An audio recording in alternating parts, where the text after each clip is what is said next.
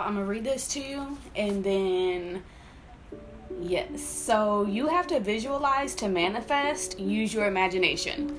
I wrote that down like a week ago. My nose itches so bad. So then I also kind of heard it in a song, The Good Life. I'll put the lyrics. And then to me, it was just thinking about how when we were little kids, we used to use our imagination all the time. And then as we get older, people start to, for one, tell us that our imaginary friend is fake, or friends, however you had it back then. I feel like I had friends, they come in multiples. Kind of like our ancestors. So then I just had this vision though of you having this relationship, and whenever I say you, me, whomever, having a relationship with your imaginary friends, but realizing now that that was our ancestors, and people telling us that it's not real, and then we have to stop talking to them, and then we lose that connection. And I believe that's the connection with source that they're talking about. Think about how comforting our ancestors were as a kid. Like, if you're bored, ancestors. If you're afraid of the dark, ancestors, aka imaginary friends. And then we literally are told to basically cut the cord with going to school. Once you get into school, it's like, they gone. Seeing how things actually work now, we are still our inner child. So to lose that connection with our family is really devastating. And I feel like that's trauma in itself.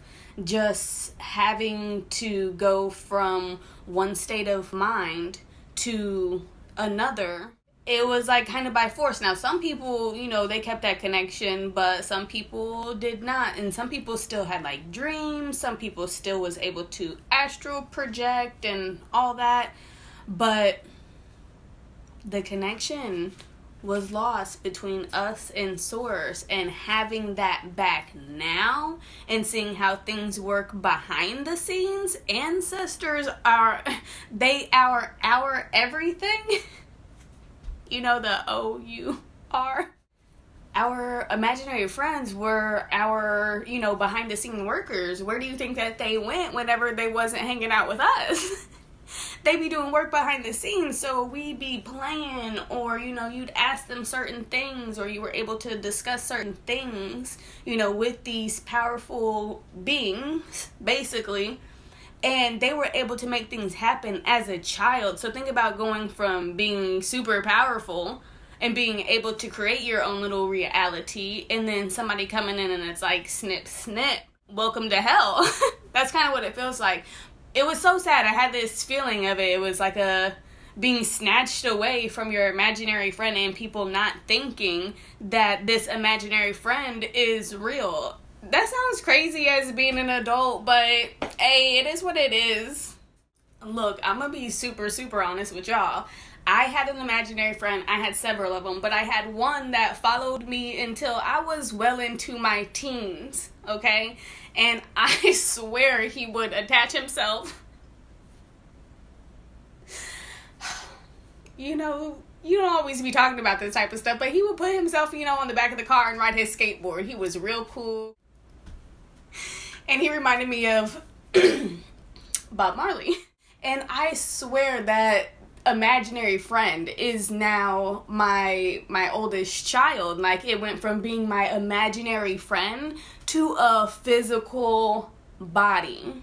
And that's just facts. This is what I'm telling you about my life. I can't preach for nobody else.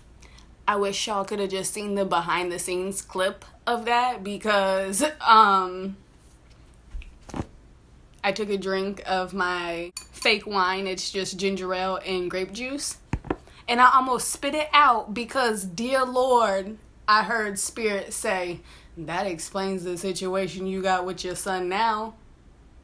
I'm like, so all that stuff that I was just saying had to be 1,000% real for Spirit to tell me like it is. Points proven. There. And if you know, you know. Basically, whenever you lose that connection with source, whether that is source, Mother Earth, Mother Nature, the heavenly realms, or you lose source with your mother, your biological mother, there is a devastating trauma that coexists with that, and it may need to be worked on. So there's that. I know that I've dealt with it because I lost my mother at a young age.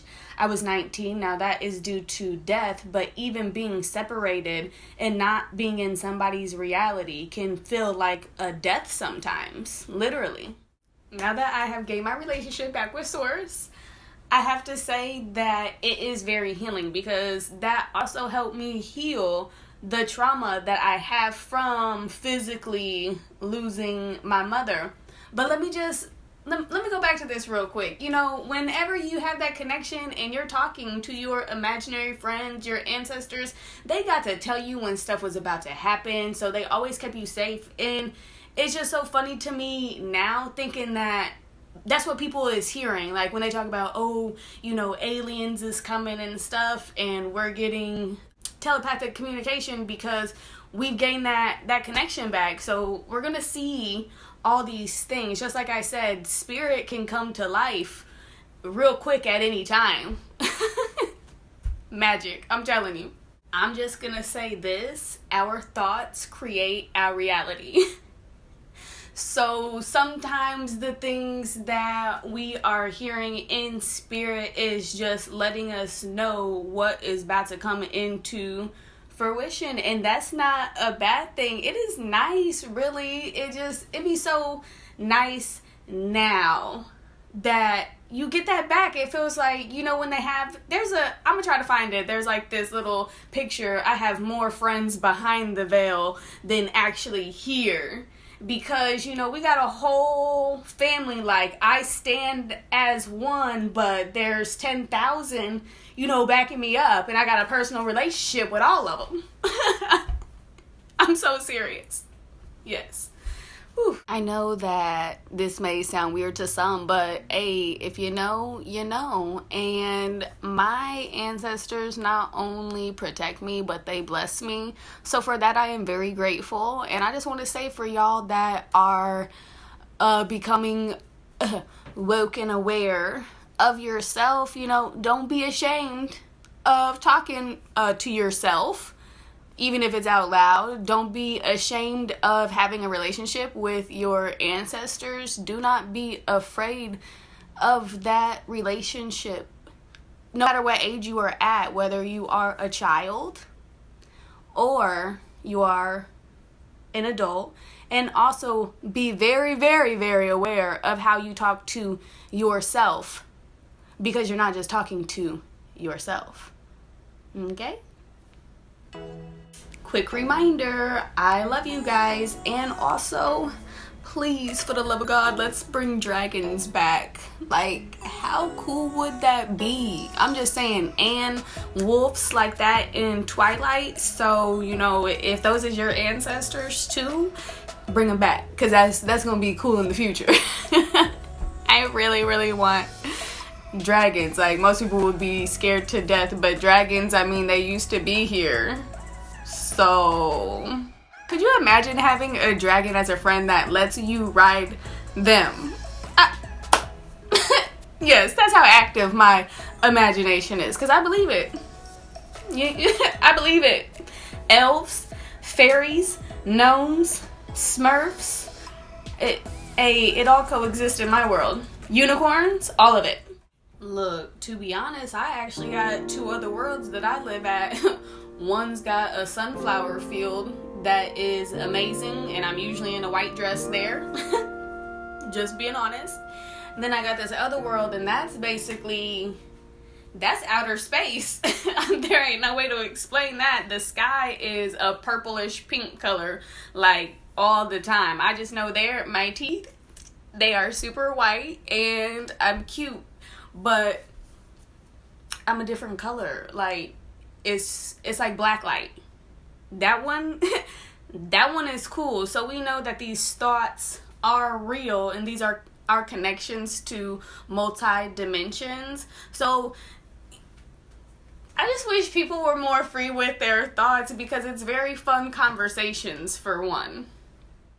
To me, this is why I enjoy being by myself, and I enjoy silence, because silence is golden. It means I still have fun with or without people.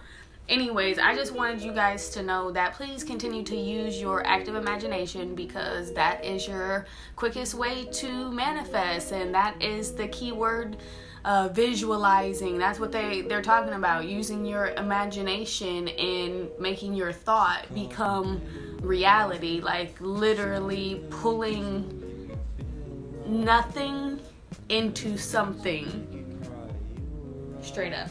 And your ancestors and your imaginary friends, they help you. So continue to talk to them and yourself.